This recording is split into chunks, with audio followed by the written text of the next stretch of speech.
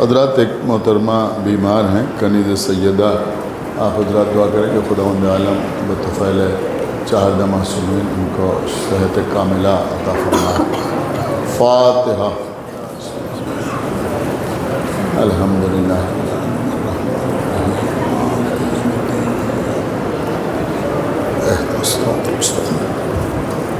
غیر المغضوب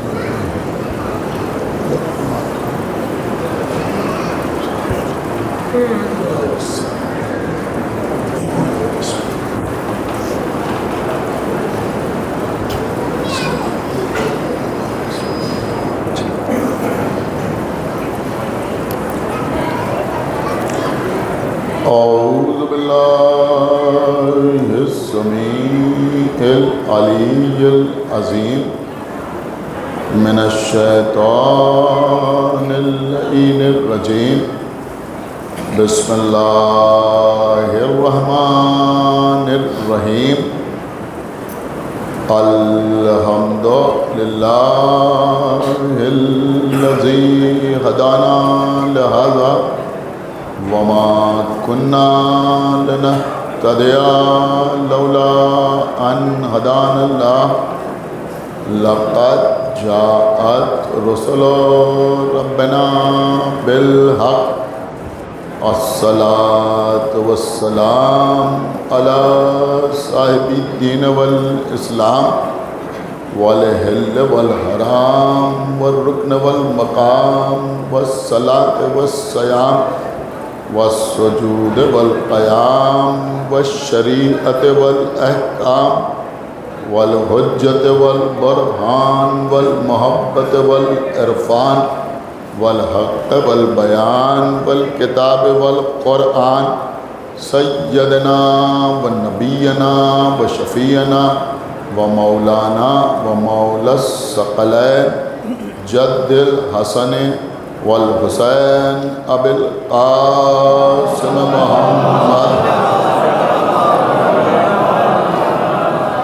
وعلی اہل بیتہ الطیبین الطاہرین المعصومین المظلومین المنتخبین المنتجبین الذین اذہب اللہ عنہم الرجس وطہرہم تطہیرا۔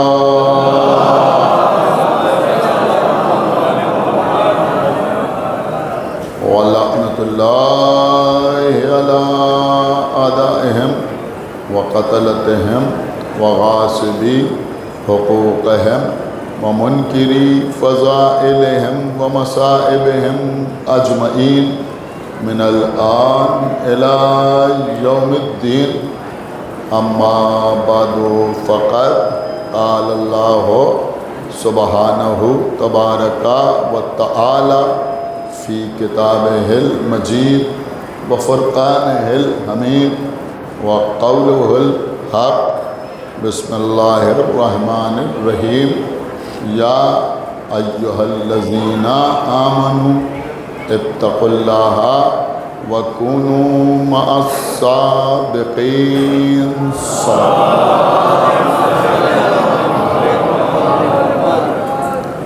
حضرات 13 محرم سے مسلسل آپ سے مجالس کا سلسلہ جاری و ساری رہا۔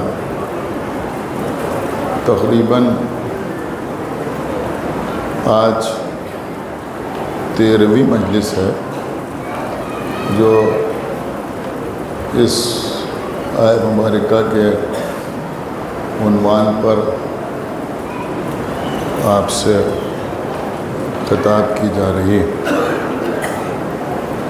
8 مجالس یہاں اور 4 مجالس گول کوٹھی میں اور 1 مجلس لشکری تعلیم۔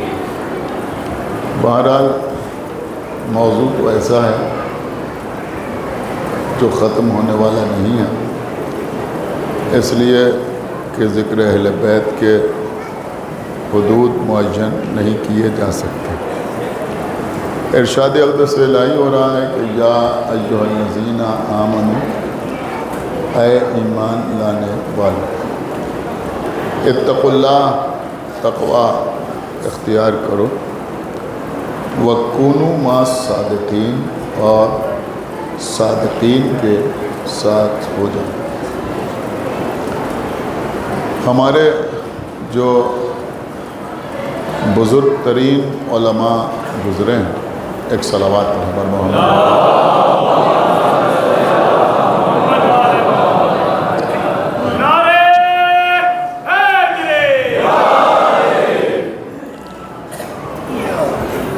جنہوں نے اپنی کتابوں میں خلافت بلا فصل پر مولا کائنات کے سلسلے میں دلائل اور اسبات فراہم کیے ہیں،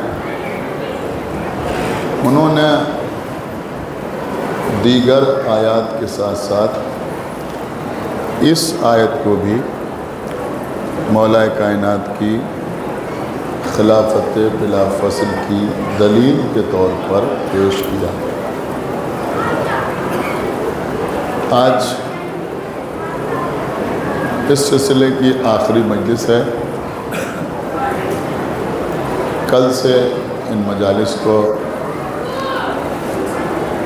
برادر عزیز مولانا حافظ محمد رضا صاحب قبلہ خطاب فرمائیں گے، اور 5 مجالس کے بعد 26 محرم سے برادرم خطیب انقلاب مولانا عباس ارشاد نقوی صاحب قبلہ آپ حضرات کے روبرو ہوں۔ آپ اسی طرح انشاءاللہ تشریف لاتے رہیں گے اور مصاب ہوتے رہیں گے۔ کل کی مجلس پہ میں نے آپ کی خدمت میں عرض کیا تھا کہ یہ جو ایمان لانے والوں کو تقوی اختیار کرنے کا حکم دیا جا رہا ہے اور پھر صادقین کے ساتھ ہو جانے کا حکم دیا جا رہا ہے، اس کا یہ مطلب قطعی نہیں ہے کہ ساری دنیا سے جو متقین ہیں، صاحبان تقوی ہیں، وہ اپنا اپنا وطن چھوڑ کر مدینے میں آ کے بس جائیں اور اس طرح صادقین کا ساتھ حاصل کریں، بلکہ یہاں پر صادقین کے ساتھ ہونے کا مطلب صادقین کی اطاعت ہے۔ سارا زور اسی بات پر دیا گیا، یا ایھا الذین آمنوا اطیعوا اللہ واطیعوا الرسول واولی الامر منکم، اے ایمان لانے والوں، اللہ کی اطاعت کرو، اس کے رسول کی اطاعت کرو، اور ان کی اطاعت کرو کہ جن کو تمہارے درمیان اولی الامر قرار دیا گیا۔ تو اگر آپ غور کریں تو بات سمجھ میں آئے گی کہ حقیقت میں جو صادقین ہیں وہی اولی الامر ہیں، وہی امام ہیں، وہی واجب الاطاعت ہیں۔ کل کی مجلس پہ میں نے ایک اشارہ آپ کی خدمت میں عرض کیا تھا کہ ہم جو کلمہ پڑھتے ہیں تو اس میں لا الہ الا اللہ کہنے کے بعد محمد الرسول اللہ کہتے ہیں، اور محمد الرسول اللہ کہنے کے بعد الحمدللہ علی ولی اللہ کہتے ہیں، لیکن یہاں پر بھی رکتے نہیں بلکہ پھر وصی و رسول اللہ کہتے ہیں، اور پھر اپنے تشیع کی پہچان بتانے کے لیے کہتے ہیں خلیفتہ بلا فخر۔ ایک صلوات۔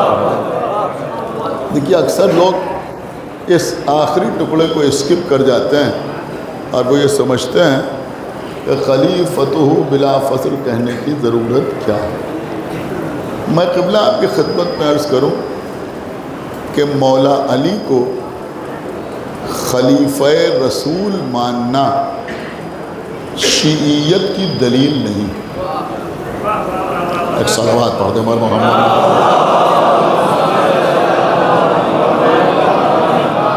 دیکھیے نہایت سمجھدار مجمع میرے سامنے بیٹھا ہوا ہے، آپ مجھے ایک بات بتائیں کہ پیغمبر اسلام نے بہت سے مواقع پر مولا کائنات کی خلافت کا اعلان کیا، بہت سے مواقع پر مولا علی کی خلافت کا اعلان کیا۔ ہمارے مولا گہوارے میں ہیں، فاطمہ بنت اسد کسی کام میں مشغول ہیں، رسول اللہ گھر میں تشریف لاتے ہیں، گہوارہ جنبانی کرتے ہیں، اور جب گہوارہ جنبانی کرتے ہیں تو لوری سناتے ہیں، اور اس لوری میں کہتے ہیں یا علی انت اخی، یا علی آپ میرے بھائی ہیں، وانت وصی، آپ میرے وصی ہیں، وانت وارثتی، آپ میرے وارث ہیں، وانت خلیفتی، اور آپ میرے خلیفہ ہیں۔ ایک صلوات پڑھے بولو۔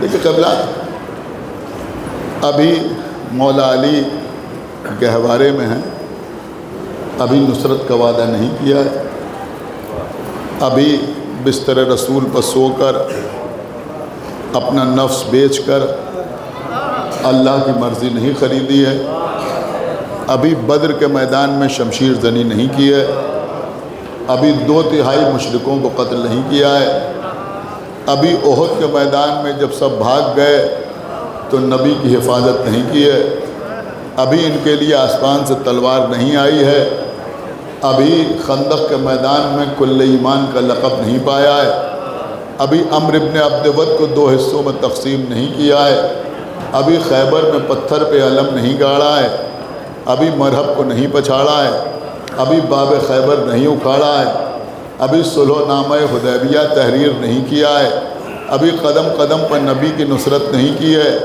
ابھی حنین کے میدان میں اپنی تلوار کے جوہر نہیں دکھائے ہیں، ابھی تو گہوارے میں ہیں۔ کیا سمجھنا؟ ابھی تو گہوارے میں ہیں، لیکن رسول کہہ رہے ہیں یا علی آپ ہی میرے بھائی ہیں، آپ ہی میرے وصی ہیں، آپ ہی میرے وارث ہیں، آپ ہی میرے خلیفہ ہیں۔ دیکھیں قبلہ، جب شعراء کو حق ہے کہ وہ اپنا شعر دوبارہ پڑھ سکتے ہیں، ایک صلوات پڑھیں پر محمد، یہاں سے کچھ میسیجز بھی گئے تھے، لہٰذا میرا دل چاہ رہا ہے کہ میں آپ کی خدمت میں عرض کر دوں کہ کافی عرصے پہلے، میرے خیال میں کم سے کم 20-22 سال پہلے، میں نے لکھنؤ میں ایک جملہ کہا تھا، اس سال اس کو دہرایا، تو بہرحال آپ کے سامنے بھی دہرا دوں کہ بھائی ابھی علی جھولے میں ہیں، گہوارے میں ہیں، ابھی کوئی کام کیا نہیں ہے، لیکن رسول کہہ رہے ہیں یہی میرا خلیفہ ہے۔ تو اب میرے خیال میں دنیا کی سمجھ میں یہ بات آ جانا چاہیے کہ جھولے سے خلافت ملنا اور ہوتی ہے اور بھولے سے خلافت ملنا اور صلوات پڑھ دو محمد وآلہ محمد۔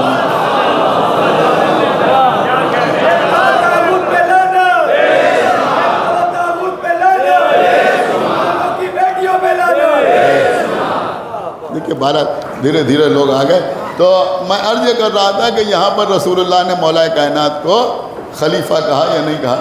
اچھا، دعوت ذوالشیرہ ہو رہی ہے، رسول اللہ فرما رہے ہیں کہ کون ہے جو میری نصرت کا وعدہ کرے؟ مولا علی کھڑے ہوئے، انا ناصرک یا رسول اللہ، یا رسول اللہ میں آپ کا ناصر ہوں۔ تو جب فرمایا کہ میں آپ کا ناصر ہوں تو نبی نے فرمایا یا علی بیٹھ جائیے، انت اخی و وصی و وارثتی و خلیفتی، یا علی آپ ہی میرے بھائی ہیں، آپ ہی میرے وصی ہیں، آپ ہی میرے وارث ہیں، آپ ہی میرے خلیفہ ہیں۔ کیا کہا نبی نے؟ آپ ہی میرے بھائی ہیں، آپ ہی میرے وصی ہیں، آپ ہی میرے وارث ہیں، آپ ہی میرے خلیفہ ہیں۔ دیکھیں ایک بات میں ایسی عرض کر رہا ہوں کہ شاید کبھی آپ نے اس کے اوپر توجہ نہ کی ہو کہ جب نبی نے یہ فرمایا اور لوگ اٹھ کے چلے تو کسی نے کسی اور سے کچھ نہیں کہا، بلکہ جناب ابو طالب کے پاس آگے کہا کہ اب اپنے بیٹے کی بھی اطاعت کرو۔ سنا آپ نے یا نہیں سنا؟ اب اپنے بیٹے کی بھی اطاعت کرو۔ آپ مجھے سوچ سمجھ کے بتائیں کہ لوگوں کے یہ کہنے کا مطلب کیا ہے جناب ابو طالب سے کہ اب اپنے بیٹے کی بھی اطاعت کرو۔ کسی نے جناب ابو طالب سے یہ آ کے نہیں کہا کہ اب بتوں کی پرستش چھوڑ دو، اب خالی ایک وحدہ لا شریک کی عبادت کرو، اب محمد کی نبوت کا اقرار کرو، بلکہ لوگوں نے کہا کہ اب اپنے بیٹے کی بھی اطاعت کرو۔ اس کا مطلب یہ ہوا کہ یہ مشرکین بھی اس بات کو جانتے تھے کہ یہ اللہ کو وحدہ لا شریک مان رہے ہیں، یہ محمد کی رسالت کے قائل ہیں، لہذا ان سے کہنا ہے کہ اب اپنے بیٹے کی بھی اطاعت کرو۔ اگر آپ داد دینا چاہیں تو میں ایک جملہ کہوں کہ دعوت ذو العشیرہ میں کفار قریش نے ابو طالب کو لا الہ الا اللہ کا طعنہ نہیں دیا، محمد رسول اللہ کا طعنہ نہیں دیا، علی ولی اللہ کا طعنہ دیا۔ صلوات پڑھتے ہیں محمد و آل محمد پر، علی ولی اللہ کا طعنہ دیا۔ زندہ باد، زندہ باد، زندہ باد۔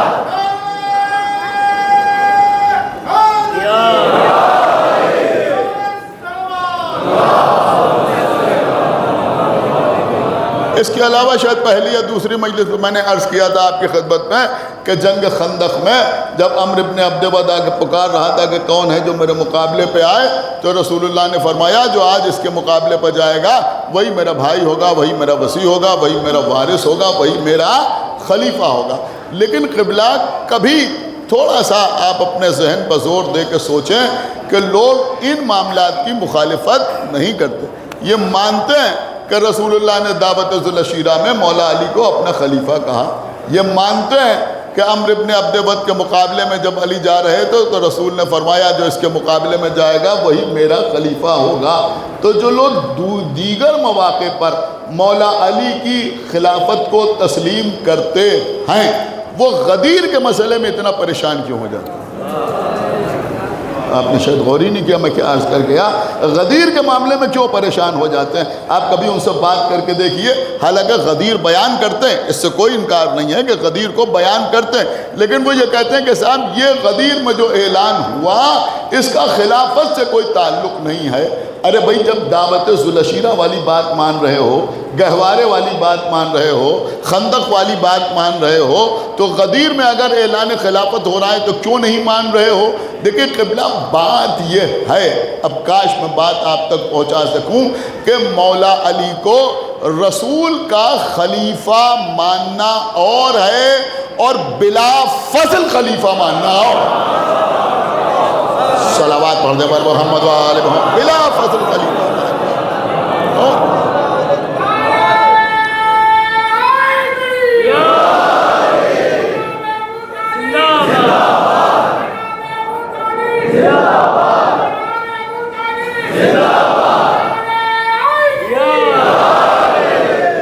ایک صلوات اور پڑھتے پر محمد و آل محمد بلا فضل ماننا اور ہے۔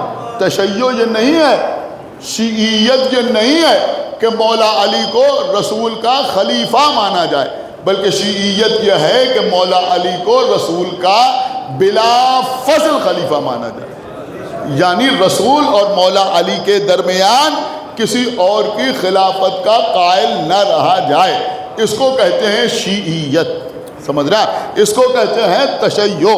تو اصل مسئلہ جو ہمارے اور دوسروں کے درمیان اختلافی ہے وہ مولا کائنات کی خلافت نہیں بلکہ مولا علی کی خلافت بلا فضل ہے۔ اس بات کو ہمیشہ اپنے ذہن میں رکھنا چاہیے۔ اب کچھ لوگوں نے آج کل یہ کہنا شروع کر دیا ہے کہ ہمارے اور ان کے درمیان فرق یہ ہے کہ وہ مولا علی کو چوتھا مانتے ہیں اور ہم مولا علی کو پہلا مانتے ہیں۔ نہیں قبلہ، یہاں پہلے اور چوتھے کا کوئی مسئلہ نہیں۔ کیا سن رہے ہیں آپ؟ یہاں بھائی پہلے اور چوتھے کا کوئی مسئلہ نہیں ہے، ہم اس سلسلے ہی کو نہیں مانتے تو پہلا اور چوتھا کیا؟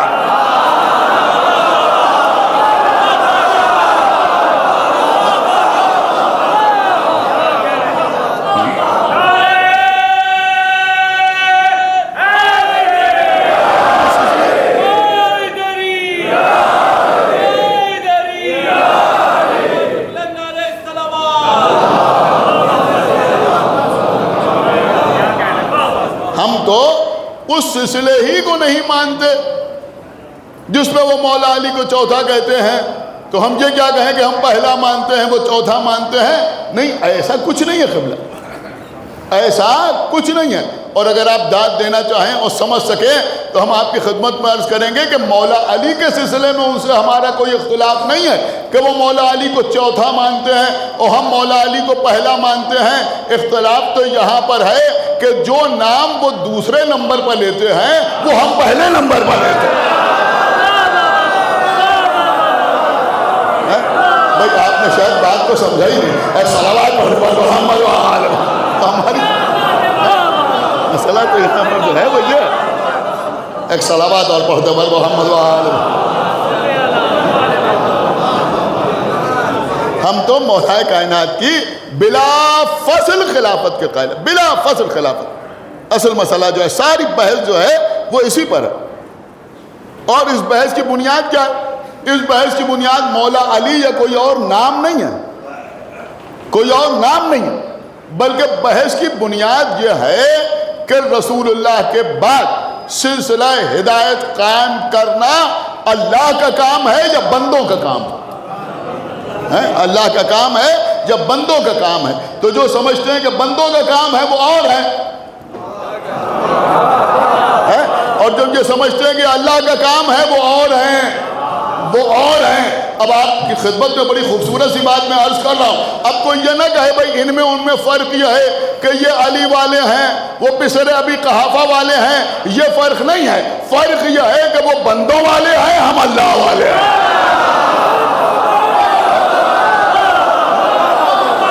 صلوات محمد و آل محمد.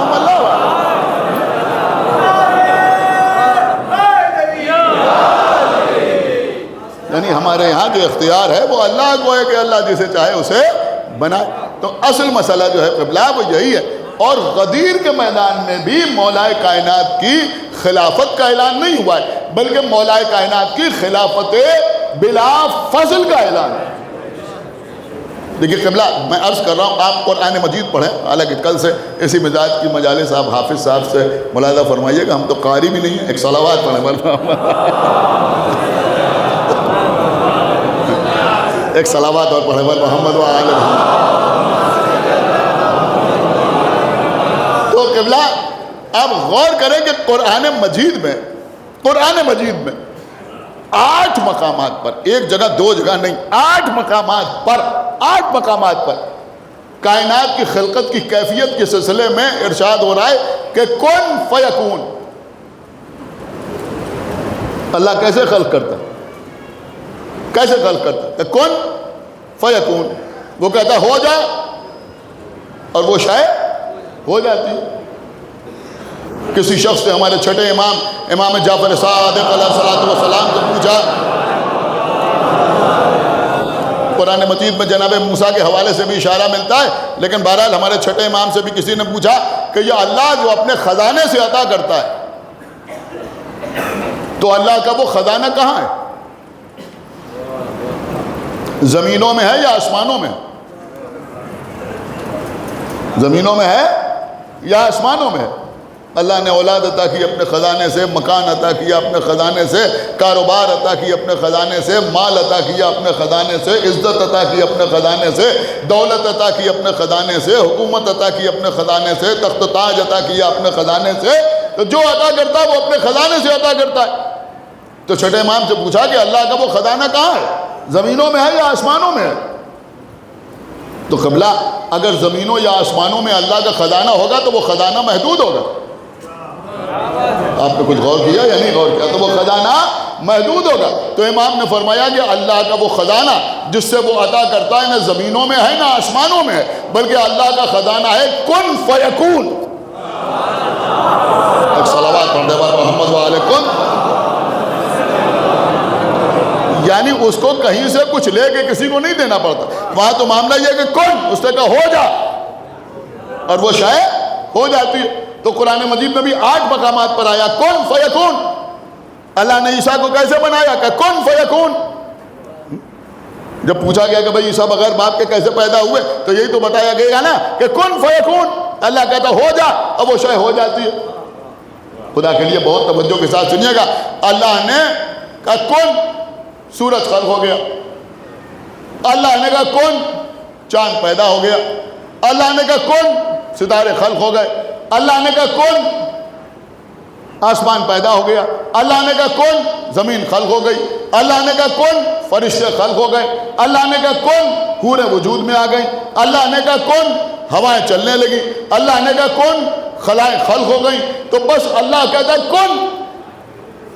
دیکھیں بہت توجہ کے ساتھ سنیے گا. اور فیکون، فوراً وہ کام ہو جاتا ہے. اب آپ مجھے بتائیں کہ کسی کتاب میں کوئی دکھا سکتا ہے کہ اللہ نے کہا کون، 4 دن کے بعد آسمان پیدا ہو گیا؟ آپ شاید غور ہی نہیں کر رہے ہیں بھائی. 4 دن کے بعد آسمان پیدا ہو گیا. اللہ نے کہا کون، 2 مہینے کے بعد ستارے پیدا ہو گئے. اللہ نے کہا کون، 3 سال کے بعد زمین وجود میں آ گئی. کہ آپ کیسی باتیں کر رہے ہیں، کیسی حماقت کی باتیں کر رہے ہیں؟ جب اللہ کہتا ہے کون تو پھر دیر نہیں لگتی، دیر نہیں لگتی. یہی تو کہا جائے گا کون فیکون. تو یہ جو فے آیا ہے، یہ فے بتاتا ہے کہ فوراً، میں آسان لفظوں میں عرض کر رہا ہوں، یہ فائے فوریہ ہے، یعنی فوراً. ادھر اللہ نے کہا کون اور فوراً آسمان خلق ہو گیا. اللہ نے کہا کون، فوراً زمین پیدا ہو گئی. اللہ نے کہا کون، فوراً ستارے خلق ہو گئے. تو بھائی ایک بات سمجھ میں آئی کہ اگر کہیں بیچ میں فے آ جائے،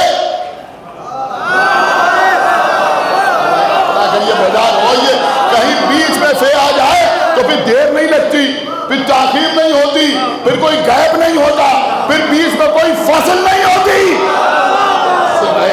پھر بیچ میں کوئی فصل نہیں ہوتی. تو اگر اللہ کے کون فیکون تو زمین کی خلقت میں فصل نہیں، آسمان کی خلقت میں فصل نہیں، ستاروں کی خلقت میں فصل نہیں. تو اب اگر نبی کہے من کنت مولا ہو،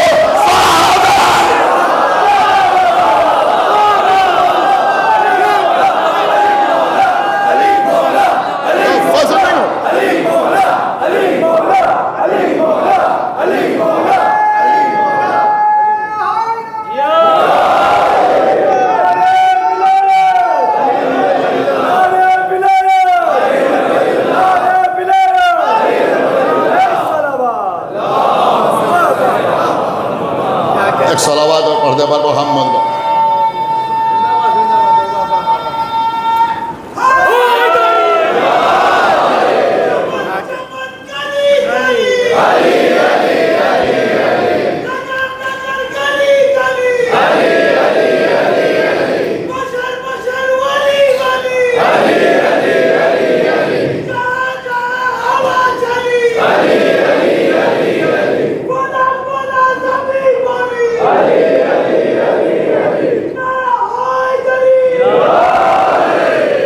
ایک صلوات اور پردے پر محمد.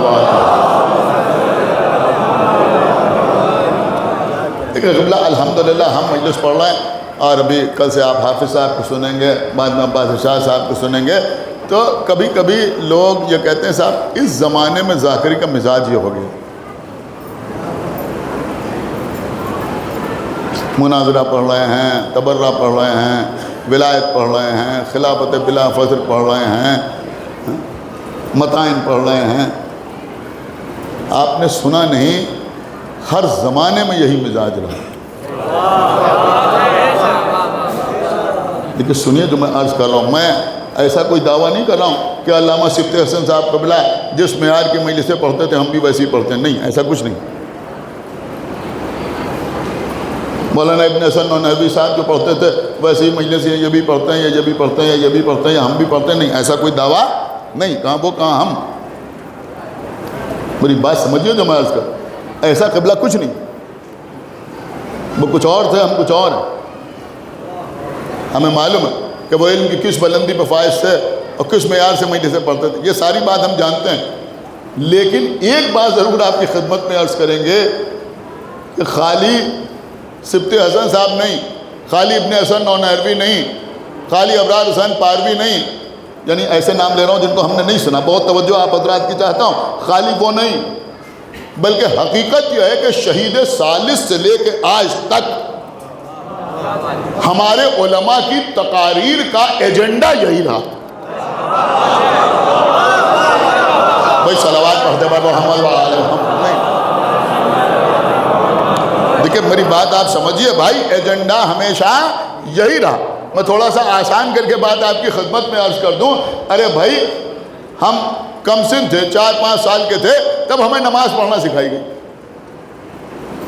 بچوں کو نماز پڑھنا کب سکھائی جاتی ہے؟ 4 سال 5 سال کے بچے کو نماز پڑھنا سکھائی جاتی ہے. اگر 8 سال کا بچہ ہو جائے تو حکم ہے کہ اس کو نماز کا عادی بناؤ, ورنہ اس پر سختی کرو. ابھی اس پر واجب نہیں ہے لیکن اس پر سختی کرو تاکہ جب واجب ہو تو اس کی کوئی نماز ترک نہ ہونے پائے. تو بچپنے میں نماز سکھائی جاتی. کون سکھاتا ہے نماز؟ مولانا نہیں سکھاتا, کوئی ذاکر نہیں سکھاتا, کوئی خطیب نہیں سکھاتا, امام جمعہ نہیں سکھاتا. پھر کون نماز سکھاتا؟ بتائیے آپ کس نے نماز سکھائی؟ دادا نے, دادی نے, نانا نے, نانی نے, اماں نے, خالہ نے, پھوپھی نے. اس کا مطلب یہ ہوا گھر والے سکھاتے ہیں. دیکھیں دل پر چوٹ لگتی ہے تو بات میں آپ کی خدمت میں عرض کرتا ہوں. اب جو لوگ یہ تقاضا کرتے ہیں کہ صاحب ممبر پر جب مجلسیں پڑھی جائیں تو اس میں نماز سکھائی جائے, نماز کے ارکان بتائے جائیں, عجب احمق لوگ ہیں جو ہوم ورک کو کلاس ورک بنانا چاہتے ہیں.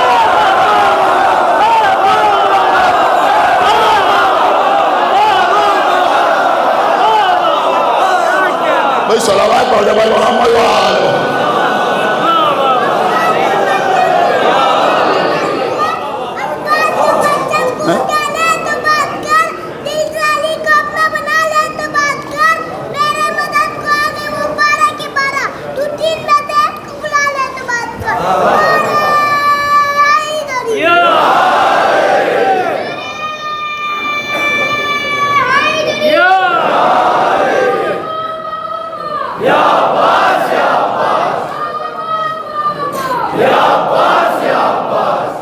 سنیں قبلہ, تو یہ بچہ جو بھی نعرے لگا رہا تھا یہ بھی نماز پڑھے گا تو کیا پڑھے گا؟ نماز میں کیا پڑھے گا؟ نیت کی, تکبیر کہی, پھر کیا پڑھے گا؟ اللہ اکبر. یہی تو کہے گا اللہ اکبر. اللہ اکبر کے تکبیر کہنے کے بعد کیا کرے؟ کال ہم پڑھے گا, سورہ ہم پڑھے گا. اس سن میں نماز پڑھی, سورہ ہم پڑھا. جب نماز واجب ہو گئی تو کیا کچھ اور پڑھے گا؟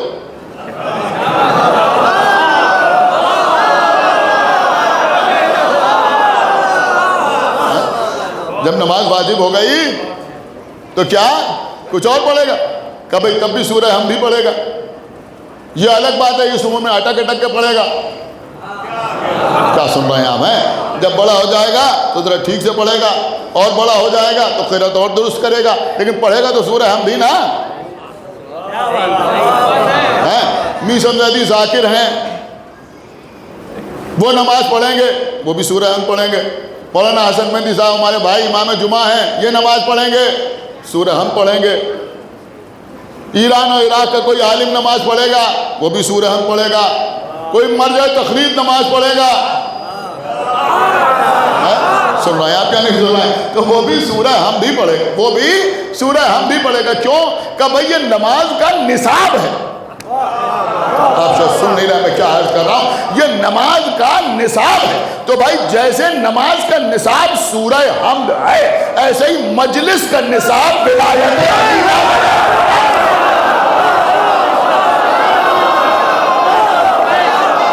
بیان تو یہی ہے.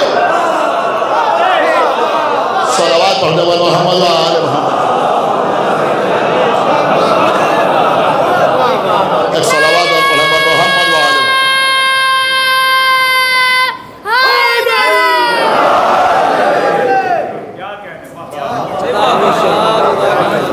تو میں اسی لیے ادھر کچھ کوشش کرتا ہوں کہ اگر بزرگ علماء کے کچھ نکات کہیں پڑھ لوں تو وہ بھی میں لوگوں تک پہنچا دوں, تاکہ لوگوں کی سمجھ میں آئے کہ بھئی پہلے بھی یہی پڑھا جاتا تھا. ایک صلوات پڑھے پر محمد, یہی پڑھا جاتا تھا. نادرۃ الزمن مولانا سید ابن حسن نونہروی, غازی پور میں ہے نونہرا, رہتے لکھنؤ میں تھے.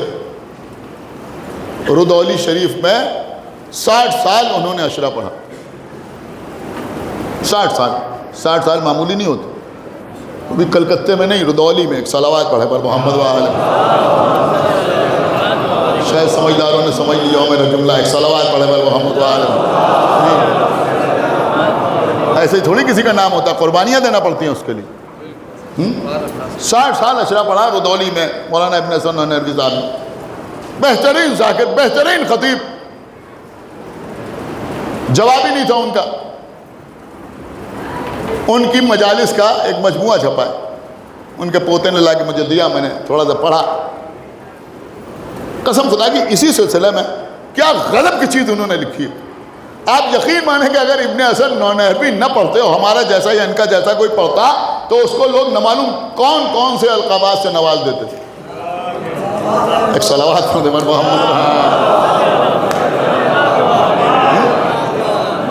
کیا کیا سرٹیفکیٹ لے کے لوگ حاضر ہو جاتے، کیا کیا کہا جانے لگتا۔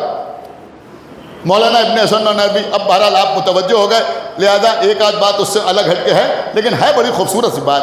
انہوں نے فرمایا کہ اللہ نے جناب آدم کا پیکر بنوایا۔ سنیں بہت توجہ کے ساتھ، ایک تو بہت ہی خوبصورت، سلیم بھائی سنیں، اتنا خوبصورت سا نکتہ ہے، میں سمجھتا ہوں یہاں علماء بیٹھے ہیں، میرے خیال میں اس کی قدر کریں گے، اس سے خوبصورت تو شاید کچھ ہو ہی نہیں سکتا، حالانکہ جو بات میں عرض کرنا چاہ رہا ہوں بعد میں عرض کروں گا۔ انہوں نے فرمایا کہ اللہ نے جب جناب آدم کا پیکر بنوایا تو فرشتوں سے مٹی منگوائی، لیکن جب مٹی منگوائی تو فرشتوں کو یہ اختیار نہیں دیا کہ جہاں سے چاہو مٹی لیا، سنا، جہاں سے چاہو وہاں سے مٹی لیا۔ انہوں نے کہا فرشتوں کو اللہ نے بتایا وہاں سے لاؤ، وہاں سے لاؤ، وہاں سے لاؤ، وہاں سے لاؤ، تو اللہ حکم دیتا رہا، فرشتے زمین سے مٹی لے کے جاتے رہے۔ اب وہ لکھتے ہیں کہ فخر الدین رازی بیان کرتے ہیں کہ بالکل آخر میں اللہ نے وہاں سے مٹی منگوائی۔ دیکھیے اگر دل میں ولائے امیر المومنین ہے تو کوئی خاموش نہیں رہے گا، وہاں سے منگوائی مٹی کہ جہاں آج خانہ کعبہ بنا ہوا۔ دیکھیے ہمارے علماء نے تو کچھ اور لکھا ہے، وہ بھی ابھی میں آپ کی خدمت، وہ انہوں نے نہیں پڑھا، وہ میں عرض کروں گا آپ کی خدمت میں۔ انہوں نے کہا فخر الدین رازی کہتے ہیں کہ آخر میں مٹی کہاں سے منگوائی؟ وہاں سے جہاں آج خانہ کعبہ بنا ہوا ہے، تو کعبے کی مٹی منگوائی۔ اب جب کعبے کی مٹی آئی، ابن حسن نونہروی صاحب فرماتے ہیں کہ اللہ نے اس مٹی سے جناب آدم کا سر نہیں بنایا، جناب آدم کی آنکھیں نہیں بنائی۔ سنیں قبلہ، جو محسوس کرے گا وہ بولے گا۔ کیا بنایا؟ جناب آدم کی آنکھیں نہیں بنائی، زبان نہیں بنائی، پیشانی نہیں بنائی، پھر اس مٹی سے کیا بنایا؟ انہوں نے کہا فخر الدین رازی نے لکھا ہے کہ اس مٹی سے اللہ نے جناب آدم کے بازو بنائے۔ اب بھی نہ سمجھیں گے تو کب سمجھیں گے؟ کہ اس مٹی سے اللہ نے آدم کے بازو بنائے۔ علامہ نے فرمایا کہ ایک بات پہلے ہی موقع پر طے ہو گئی کہ دیکھو یہ پہلا نبی ہے، نبوت کو بازو کعبے سے ملیں گے۔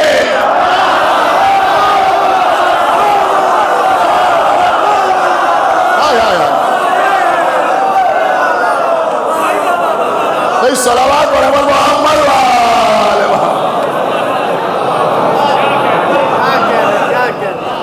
نہیں ابھی بات ان کی مکمل نہیں ہوئی۔ انہوں نے فرمایا کہ نبوت کو بازو کعبے سے ملیں گے، نبوت کو بازو کعبے سے ملیں گے۔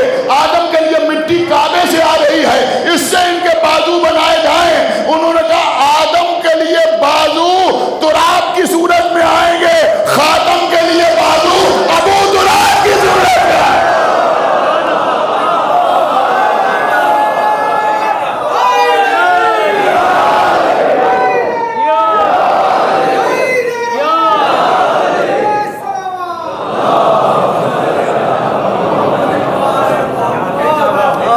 حالانکہ علامہ مجلسی نے حیات القلوب میں تحریر فرمایا، اب یہ میں اپنی طرف سے عرض کر رہا ہوں کہ علامہ مجلسی نے، آپ دیکھیے گا جا کے، حیات القلوب میں تحریر فرمایا کہ جب اللہ نے آدم کا پیکر بنایا تو 3 جگہ سے مٹی منگوائی۔ کہاں سے مٹی منگوائی؟ انہوں نے لکھا کہ ایک تو مکے سے، ایک تو مکے سے، دوسرے مدینے سے، اور تیسرے نجف سے۔ سنا آپ نے یا نہیں سنا؟ میں کیا عرض کر گیا؟ ایک تو مکے سے مٹی آئی، دوسرے کہاں سے آئی؟ کہا مدینے سے مٹی آئی، تیسرے نجف سے مٹی آئی۔ اس کا مطلب یہ ہوا کہ انسان کا جو پیکر بنا اس میں مکے کی مٹی بھی ہے، سنا آپ نے، اس میں مدینے کی مٹی بھی ہے، اس میں نجف کی مٹی بھی ہے۔ تو اب بات سمجھ میں آئی کہ مکے کی مٹی کا تقاضا ہے لا الہ الا اللہ،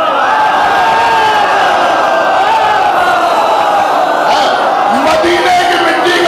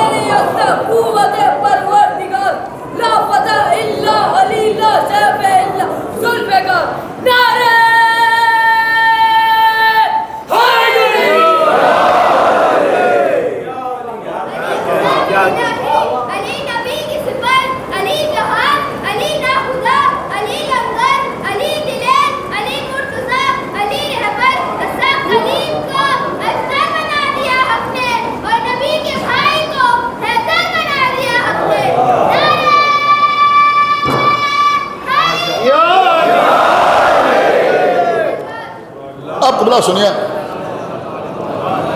کہ علامہ ابن حسن نانوی صاحب قبلہ کیا فرماتے ہیں، بہت توجہ کے ساتھ سنیے گا. جو ابھی میں آپ کی خدمت میں خلافت بلا فصل عرض کر رہا تھا وہی پوری توجہ کے ساتھ سماعت فرمائے. انہوں نے لکھا کہ اللہ نے جب آدم کا پیکر بنا کے قبلہ سنیے گا پیکر بنا کے تیار کر دیا تو اللہ نے فرشتوں سے کیا کہا؟ کیا کہا اللہ نے؟ وَنَفْخَ فِيهِ مِن رُوحِي، کہ جب میں اس میں اپنی روح داخل کروں. کس میں؟ اس پیکر میں. جب میں اپنی روح داخل کروں، جب میں اس میں، دیکھیں فے آپ کو یاد ہے یا نہیں یاد؟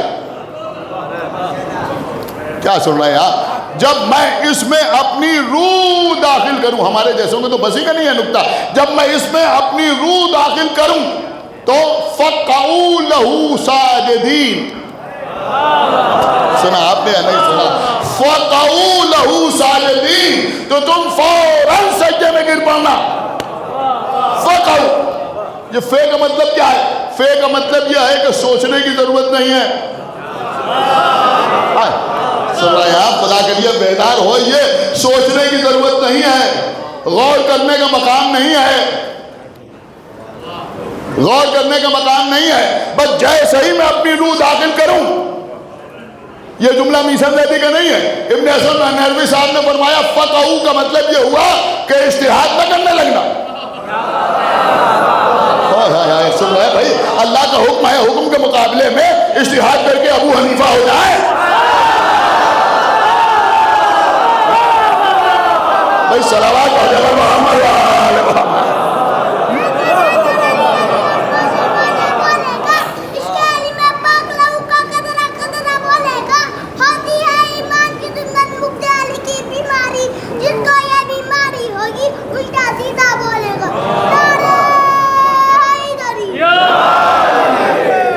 بھئی جہاں نص موجود ہے، جہاں حکم موجود ہے، اور ہمارے یہاں اس سلسلے میں اجتہاد ہوتا بھی نہیں، جہاں سیدھا سیدھا حکم موجود ہے وہاں کیسا اجتہاد؟ تو اللہ کہہ رہا فَقَعُوا لَهُ سَاجِدِينَ، فوراً سجدے میں گر پڑنا، فوراً سجدے میں گر پڑنا. اب آپ مجھے بتائیں کہ نتیجہ برآمد ہو رہا ہے یا نہیں برآمد ہو رہا ہے؟ کہ اگر کہیں فا آ جائے،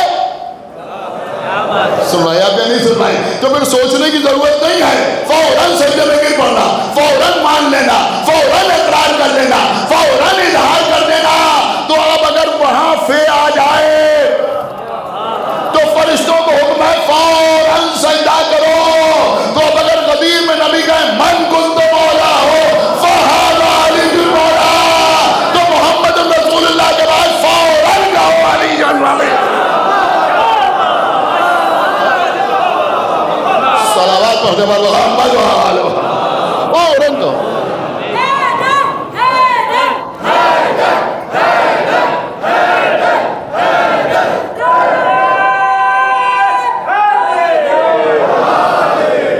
ایک صلوات اور پڑھتے پر محمد وآل محمد. فوراً کہو. اب سوچنے کی ضرورت نہیں ہے. سب نے سجدہ کیا الا ابلیس، نہیں کیا اس نے سجدہ، سجدہ نہیں کیا، سجدہ نہیں کیا. اللہ نے پوچھا ماں منع کا، ماں منع کا، تجھے کس نے منع کیا؟ دیکھیے اب یہ بنگال ہے. ایک صلوات پڑھے پر محمد. اب میں کیسے آپ کی خدمت میں عرض کروں کہ عربی اور فارسی تو الگ ہے، اس کے تو مسائل ہیں ہی سخت، لیکن اردو بھی آسان زبان نہیں ہے. سمجھ رہے ہیں آپ؟ انکار کرنے میں اور منع کرنے میں زمین آسمان کا فرق ہے. ایک صلوات پڑھتے پر محمد وآل.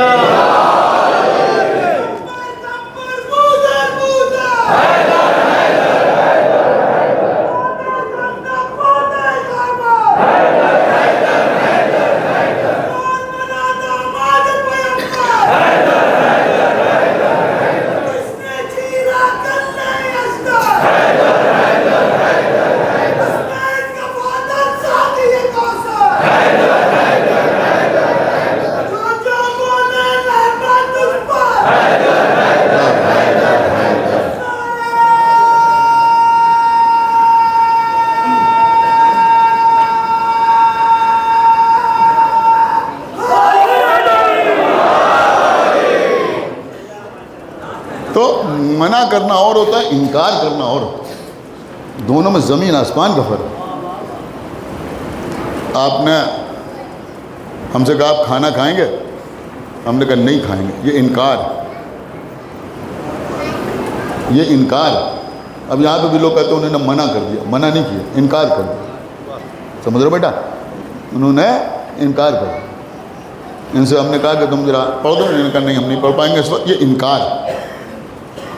منع کرنے کا مطلب یہ ہوتا ہے کہ ہم نے کسی سے کہا کہ تم نہ پڑھو، سمجھ رہے ہیں؟ ایک صلوات پڑھے پر محمد و آل محمد۔ منع کرنے کا مطلب یہ ہوتا ہے کہ ہم نے کسی سے کہا، ہم نے کہا بھائی ہم آپ کا فلاں دن کا ٹکٹ کرا دیں، ہم نے کہا نہیں اس دن کا نہ کرائیے گا، یہ ہے منع کرنا۔ تو اللہ کہہ رہا ماں منع کا، تجھے کس نے روکا؟ کس سے کہہ رہا ہے اللہ؟ شیطان سے کہہ رہا ہے ماں منع کا، تجھے کس نے روکا؟ انتس جدا لما خلق تو بیدیا، اسے سجدہ کرنے سے جسے میں نے اپنے ہاتھوں سے بنایا ہے، تجھے کس نے روکا؟ ہماری نماز چھوٹ جائے، شیطان نے بہکا دیا،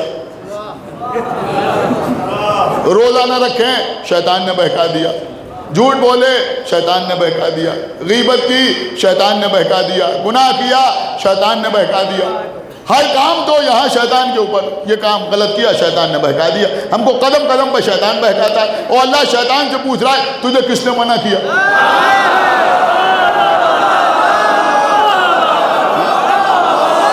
بھائی ہم تھوڑی پوچھ رہے ہیں، یہ ذاکرین نہیں پوچھ رہا ہے، یہ مجمع نہیں پوچھ رہا، اللہ پوچھ رہا ہے شیطان سے کہ ماں منع کا، تجھے کس نے منع کیا اسے سجدہ کرنے سے جسے میں نے اپنے ہاتھوں سے بنایا؟ ایک بات سمجھ میں آئی کہ حجت اللہ کے معاملے میں کچھ لوگ شیطان کے بھی شیطان ہوتے ہیں۔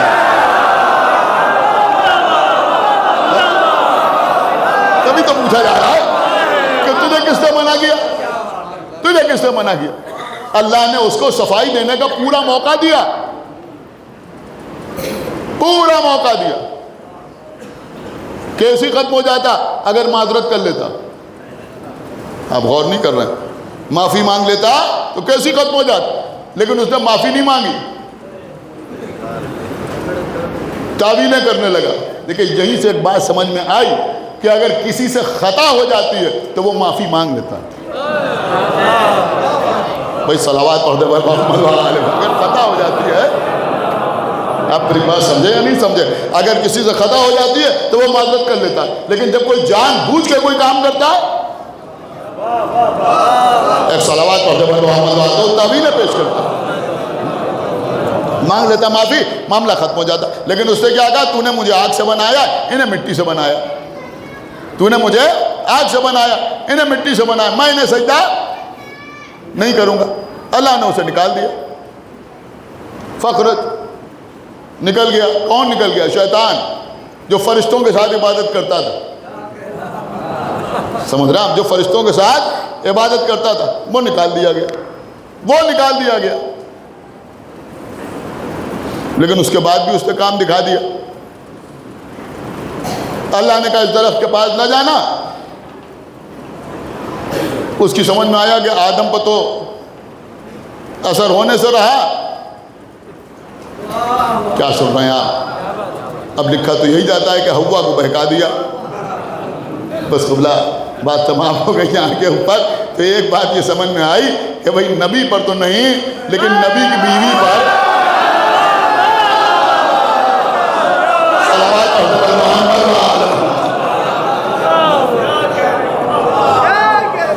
بس میں نے بات کو تمام کیا۔ تو قبلہ میں عرض یہ کر رہا تھا کہ روح تشیع جو ہے وہ ولایت امیر المومنین، ولایت امیر المومنین۔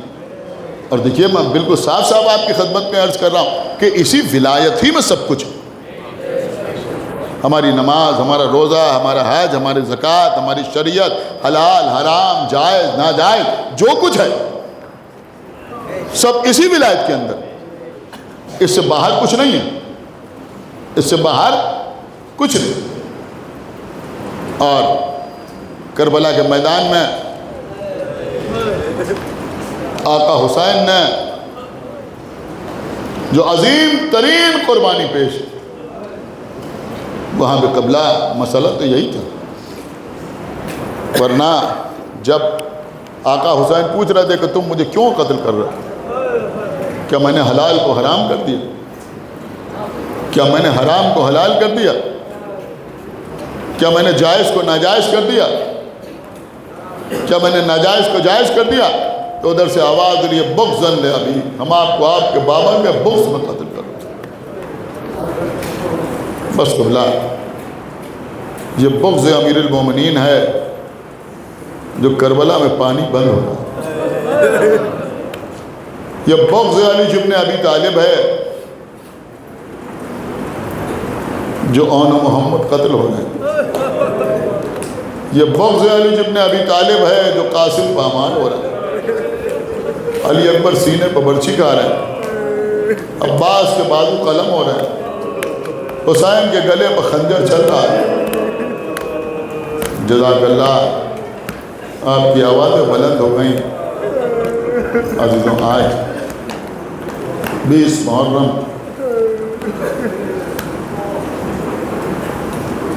آج اس مسجد میں مجلس کے بعد ایک تابوت آتا ہے۔ کس کا تابوت؟ کس کا تابوت؟ اس کے یتیم کا تابوت جس کے جنازے پر تیر چلائے، جس کے جگر کے 72 ٹکڑے تشریح۔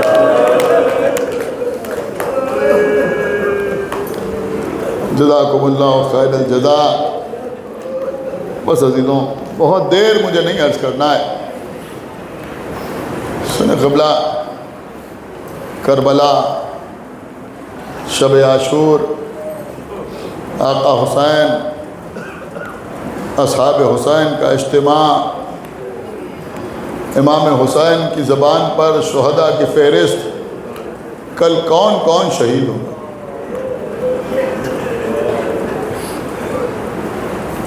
ایک ایک شہید کا نام بھی لے رہے ہیں، کیفیت شہادت بھی بیان کر رہے ہیں۔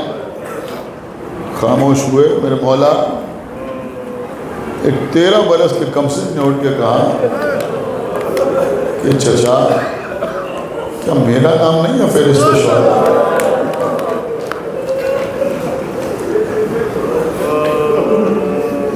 بیٹا تمہارے نزدیک موت کیسے؟ اگر آپ کی محبت پہ موت آئے تو شہد سے زیادہ شیریں۔ میرے لال تمہارا نام بھی ہے فہرست شہداء میں، تمہارے 6 مہینے کے بھائی علی اصغر کا نام بھی ہے۔ اپنا نام سنا تو ہونٹوں کو تبسم آیا، لیکن جب علی اصغر کا نام سنا تو آنکھوں میں آنسو آئے۔ چچا کیا اشقیہ خیموں میں چلے آئے گے؟ میرا بھیا تو میدان میں جانے کے لائق بھی نہیں ہے۔ یہ نہیں فرمایا آقا حسین نے کہ اشقیہ خیموں میں نہیں آئیں گے، بلکہ فرمایا کہ میں تمہارے بھائی کو لے کے میدان میں جاؤں گا، سوال آپ کروں گا، علی اصغر 3 بھار کے تیر کا نشانہ بنے۔ میرے مولا حسین بی بی زینب کے خیمے میں آ گئے۔ کچھ دیر بہن بھائی میں گفتگو ہوتی رہی، پھر فرمایا بہن زینب یہ آخری رات ہے، میں دیکھنا چاہتا ہوں کہ اس وقت میرے اصحاب کیا کر رہے ہیں، میرے اہل بیت کیا کر رہے ہیں۔ یہ کہہ کے میرے مولا بی بی زینب کے خیمے سے نکلے، اصحاب کے خیموں کا رخ کیا۔ ایک بڑے خیمے میں ایسا لگا کہ سب جمع ہیں۔ ایک گوشے سے جھانک کے دیکھا تو کیا دیکھا کہ تمام اصحاب حسین تشریف فرما ہیں اور جناب حبیب ابن مظاہر ایک کرسی پر بیٹھے ہوئے ہیں جیسے مجلس ہو رہی ہو، اور جناب حبیب کہہ رہے ہیں دیکھو کل آل محمد کی قربانیاں ہوں گی، ہم تو ان کے غلام ہیں، کل کہیں ایسا نہ ہو کہ ہم میں سے کوئی بچ جائے، بنی ہاشم میں سے کوئی مارا جائے، ہم کیا منہ دکھائیں گے رسول؟ देखो कल पहले हमें अपनी कुर्बानी पेश करना है। और असहाब हाथ जोड़ जोड़ के कह रहे हैं कि आप तो हुसैन के हबीब हैं, आप बस बारी बारी हमको इजाज़त दिलवाइएगा, फिर देखिएगा हम कैसे जाते हैं हुसैन के ऊपर अपनी जान कुर्बान करने के लिए। आका हुसैन दुआएं देते हुए आगे बढ़े। अब अपने घर वालों के खेमों के करीब पहुँचे। एक खेमे के करीब एहसास हुआ कि खेमे में कोई है। अब जो देखा तो क्या देखा कि 3 शख्सियतें, एक अली के बेटे अब्बास, हुसैन के बेटे अली अकबर, इमाम हसन के यतीम कासिम। आका हुसैन ने सुना कि अली अकबर कह रहे हैं चचा अब्बास कल सबसे पहले मैं जाऊंगा अपने बाबा पर जान कुर्बान करने के लिए। हजरत अब्बास ने मुंह पर हाथ रखा, मेरे लाल ऐसी बातें न करो, पहले मैं जाऊंगा अपने आका पर अपनी जान कुर्बान करूंगा। कहा चचा लेकिन जरा सोचिए, अगर आप मारे गए तो बाबा का बाजू शिकस्त हो जाए, कमर टूट जाए। का बेटा लेकिन अगर तुम मारे गए तो मेरे आका की आंखों की रोशनी जाती रहेगी। 13 बरस का कम से उठा चचा, न पहले आप जाइएगा, न भैया अली अकबर पहले आप जाइएगा, सबसे पहले मैं जाऊंगा चचा को जान कुर्बान करने के लिए। इसलिए कि अगर चचा मारे गए तो अबू हुसैन की कमर शिकस्त हो जाएगी, अगर भैया अली अकबर शहीद हुए तो आंखों की रोशनी जाती रहेगी, लेकिन मेरी शहादत से न आंखों की रोशनी आएगी न कमर शिकस्त होगी। इसलिए कि मैं जो तो यतीम हूँ।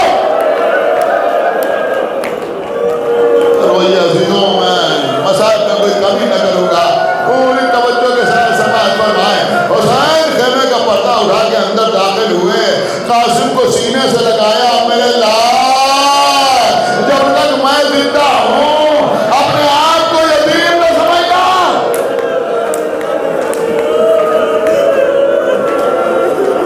सुबह आशूर नमदान हुई, सुबह से अंसार जा रहे हैं, जामे शहादत नोश कर रहे हैं और मोहम्मद मारे गए। कासिम बार बार सामने आते, चचा मैदान में जाने की इजाज़त दीजिए, चचा मैदान में जाने की इजाज़त दीजिए। बस मैंने मुख्तसर किया, किसी तरह से इजाज़त मिली। लेकिन जब हुसैन ने 13 बरस के यतीम को इजाज़त दी तो साहिब माली सिब्ताइन लिखते हैं कि इमाम हुसैन कासिम का बाजू पकड़े हुए बीबी ज़ैनब के खेमे में आता। आने के बाद कि आप बहन ज़ैनब जरा तबर्रुकात का संदूकचा लिया। बीबी ज़ैनब लेके आई, संदूकचे को खोला, इमाम हसन का मखसूस सब्ज रंग का अमामा निकाला, कासिम के सर पर रखा। इमाम हसन की सब्ज कबा निकाली, कासिम को पहनाई और उसके बाद जनाब कासिम की बगलों में हाथ दे के कासिम को वैसे ही उठाया जैसे नबी ने अली को गदीर के मैदान में उठाया था। मदीने का रुख किया, अजब हजरत आमेर जुमला फरमाया, आवाज़ी भैया हसन ये है आपका कासिम।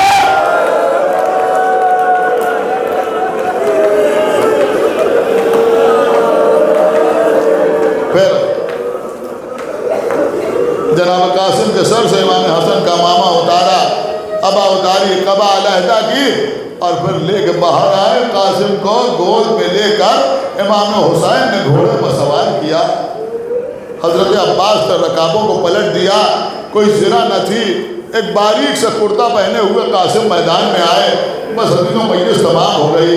वो वक्त भी आया कि जब मैदान से आवाज़ आई, या माँ अदरिक। और रावी कहता है हुसैन हर शहीद के सराहने आए, लेकिन इतनी तेजी से दौड़ते हुए कभी नहीं आए जैसे कासिम के पुकारने पे आए। तो हुसैन बहुत तेजी से, बस हदीनों आपके रोने के लिए एक जुमला काफी है कि हुसैन ने लाशें तो करबला में सारे उठाए, लेकिन हर लाशा एक जगह से उठाया। क्या अर्ज किया मैंने, लेकिन कासिम का लाशा एक जगह से नहीं उठाया। आगे देखा कि कासिम बिखर चुके हैं। एक जुमला कहा, जुमला नहीं मरसिया था, मेरे लाल तुम पुकारते रहे, मुझे आने में बड़ी देर हो गई। बस मजलिस तमाम हो गई, शबी भी आ रही है। इमाम हुसैन अलैहिस्सलाम ने एक गठरी बनाई, कासिम की लाश के टुकड़ों को समेटा, हुसैन लाशों को लेके चले। बस हदीनों मजलिस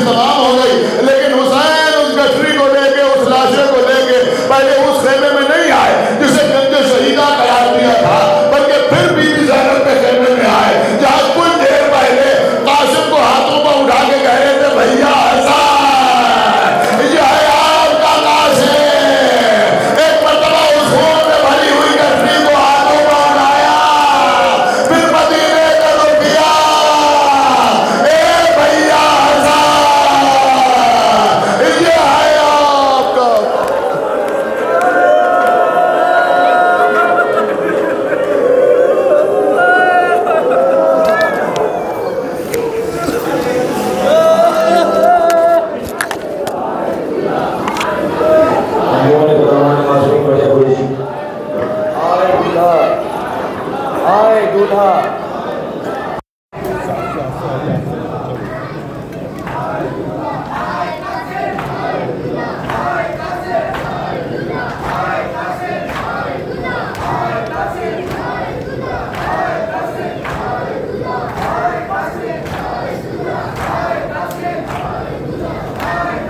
लाश कासिम की जो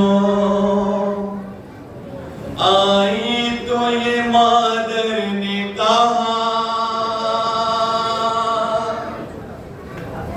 ऐ मेरे लाल बता तुझको कहाँ प्यार करूं। टुकड़े टुकड़े है बदन घोड़ों की टापों से तेरा, ऐ मेरे लाल बता तुझको कहाँ प्यार करूं। लाश कासिम की जो आई तो ये मादर ने कहा, ऐ मेरे लाल बता तुझको कहाँ प्यार करूं। ऐ मेरे लाल बता गठरी में क्या क्या ढूंढूं, मैं कलेजे को संभालूं या कलेजा ढूंढूं। ऐ मेरे लाल बता गठरी में क्या क्या ढूंढूं, मैं कलेजे को संभालूं या कलेजा ढूंढूं। ऐसे बिखरा है लाइनों ने सरापा तेरा, ऐ मेरे लाल बता तुझको कहाँ प्यार करूं। है कहाँ नूर नजर चेहरा अनवार तेरा, जिसको मैं चूमती थी है कहाँ रुखसार तेरा। है कहाँ नूर नजर चेहरा अनवार तेरा, जिसको मैं चूमती थी है कहाँ रुखसार तेरा। भोली भाली सी वो आंखें